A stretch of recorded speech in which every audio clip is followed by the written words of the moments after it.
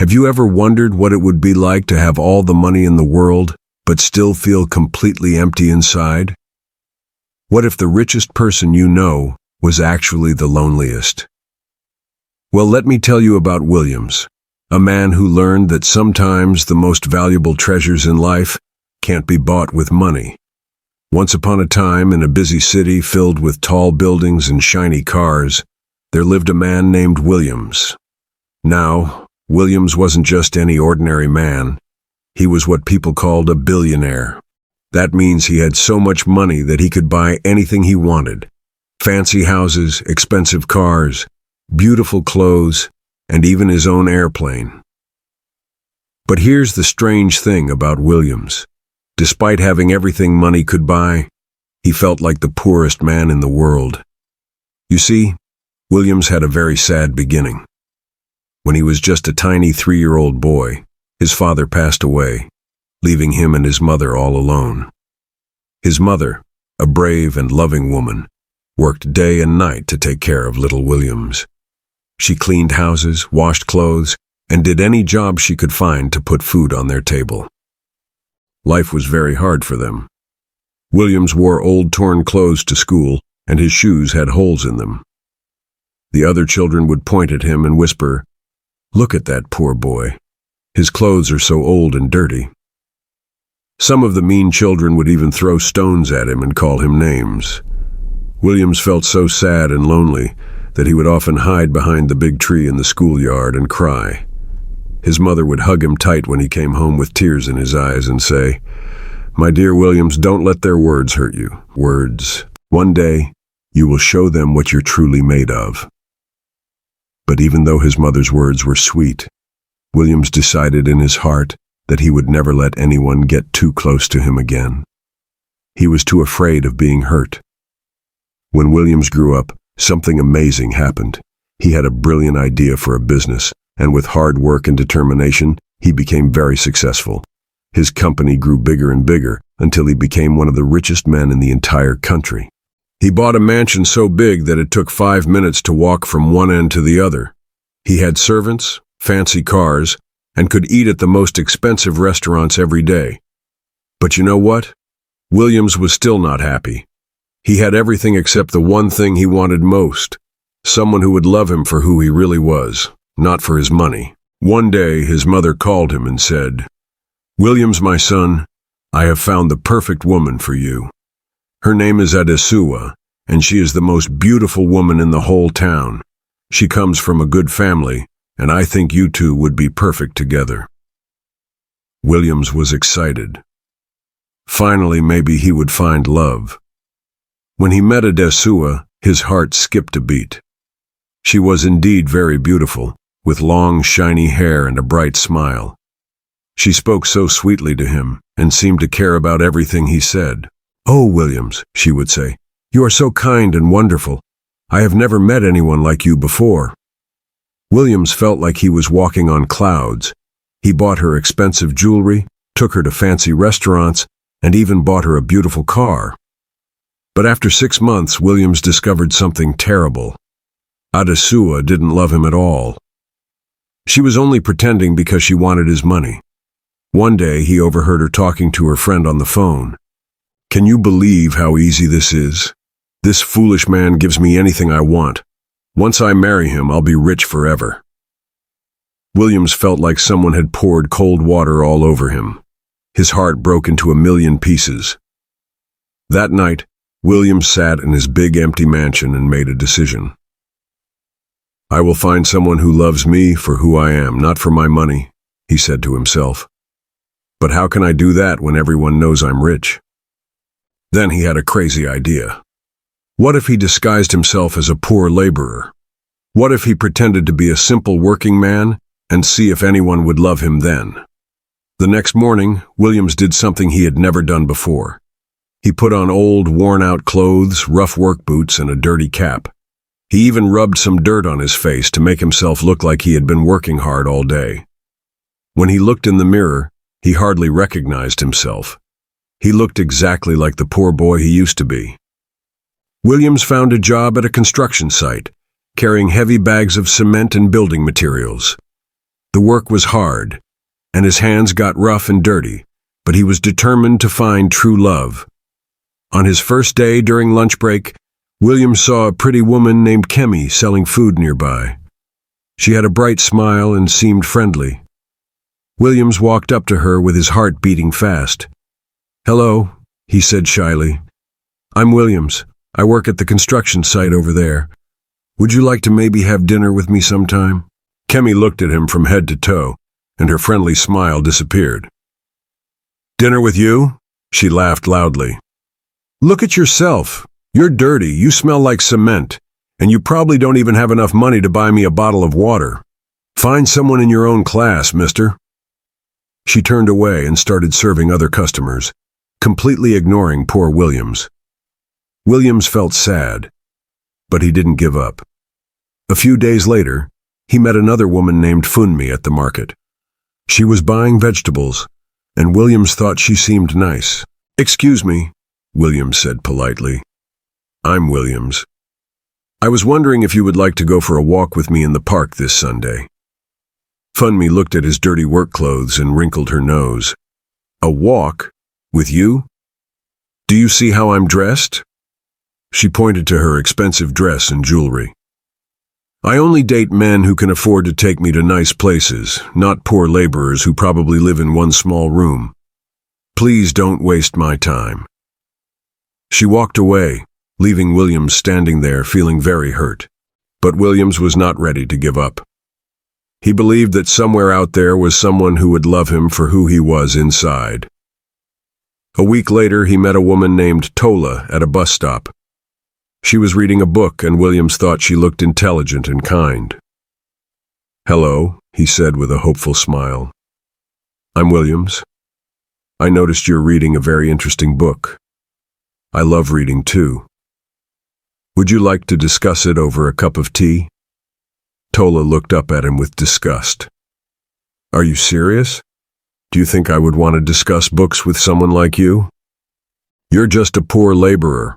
I only associate with educated, successful men. Go find someone who matches your social status." She moved to another seat far away from Williams. Williams felt like crying. 3 women had rejected him just because he looked poor. He started to wonder if there was anyone in the world who would love him for his heart and not his money. The next day, Williams was carrying a heavy bag of cement when he tripped and fell. The bag broke open, and cement powder went everywhere, including all over his face and clothes. He looked so funny that he started laughing at himself even though he was hurt. "Oh no," said a gentle voice. "Are you all right?" Williams looked up and saw a young woman rushing toward him. She had kind eyes and a warm smile. She was wearing a simple dress that had been washed many times, and her shoes were old but clean.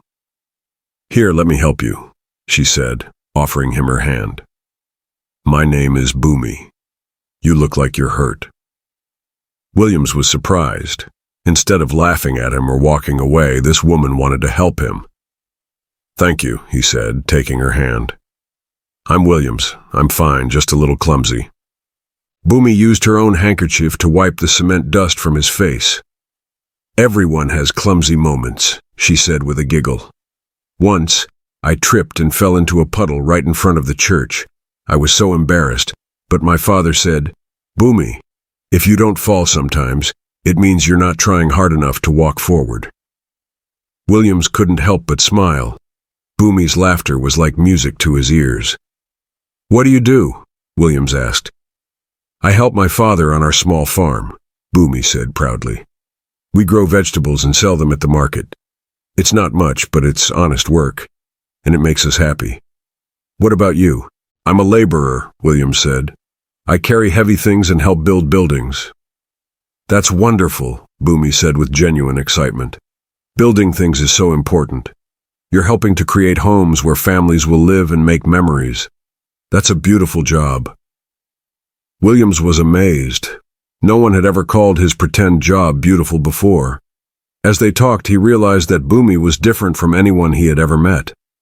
She didn't care about fancy clothes or expensive things. She found joy in simple things like helping her father, watching the sunset, and making people smile. Every day after work, Williams would find excuses to walk past the market where Boomy sold vegetables with her father. Sometimes he would buy tomatoes or onions, even though he didn't really need them. He just wanted to see Boomy's bright smile and hear her cheerful voice. "Williams!" Boomy would call out when she saw him coming. "How was your day? Did you build anything interesting?" They would talk about everything and nothing. Boomy told him about the funny things that happened on the farm, like when their goat ate her father's hat, or when the chickens got loose and chased the neighbor's cat. Williams found himself laughing more than he had in years. One evening, as the sun was setting, Williams and Boomy sat on an old wooden bench near the market. Boomy was telling him about her dreams. "I want to have a small school someday," she said, her eyes sparkling. "I want to teach children how to read and write. Education is so important, but many children in our village can't afford to go to school. I want to change that." Williams was touched by her kindness. "That's a beautiful dream, Boomy. I think you would be an amazing teacher." "What about you, Williams? What are your dreams? Williams thought carefully. "I want to find someone who will love me for who I am inside, not for what I have or don't have. I want someone who will be my friend, my partner, and my companion through all of life's adventures." Boomy smiled and placed her hand on his. "I think that's the most beautiful dream of all." Months passed, and Williams and Boomy grew closer and closer. Williams had never felt happier in his life. Boomy made him laugh when he was sad, listened when he needed to talk, and accepted him completely. She never asked him for expensive gifts or fancy dinners. She was happy with simple things like walking together in the rain, sharing a meal of bread and fruit, or watching the stars at night. One day, Boomy got very sick. She had been working too hard and hadn't been eating enough because her family needed to save money. Williams was so worried about her that he almost forgot to maintain his disguise. He wanted to take her to the best hospital and get the best doctors, but he knew he couldn't do that without revealing who he really was. Instead, he took care of her in every way he could. He brought her soup that he made himself, which was pretty terrible, but Boomy ate it anyway because it was made with love. He sat by her bedside and told her funny stories to make her laugh. He held her hand when she was scared. "Williams," Boomy whispered weakly, "you are the kindest person I have ever met. Even though you don't have much money, you have given me something more valuable than gold." "What's that?" Williams asked. "You've given me your heart," she said with a smile. "And I want to give you mine too. I love you, Williams, not because of what you have, but because of who you are." Williams felt tears of joy running down his cheeks. He had finally found what he had been looking for his whole life. Someone who loved him for who he truly was. But now Williams faced a difficult decision. He loved Boomy so much, but he had been lying to her about who he really was. He knew he had to tell her the truth, but he was scared. What if she felt betrayed? What if she didn't want to be with him anymore? One beautiful Sunday morning, Williams asked Boomy to meet him at their favorite spot by the old oak tree. His heart was beating so fast he thought it might jump out of his chest. "Boomy," he said, taking her hands in his, "I have something very important to tell you. I haven't been completely honest with you, and I'm very sorry." Boomy looked worried. "What is it, Williams?" Williams took a deep breath. "I'm not really a poor laborer. I'm actually a very wealthy man.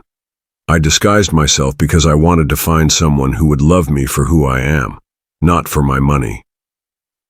Boomy stared at him in shock. For a moment, Williams was terrified that she would be angry or feel tricked.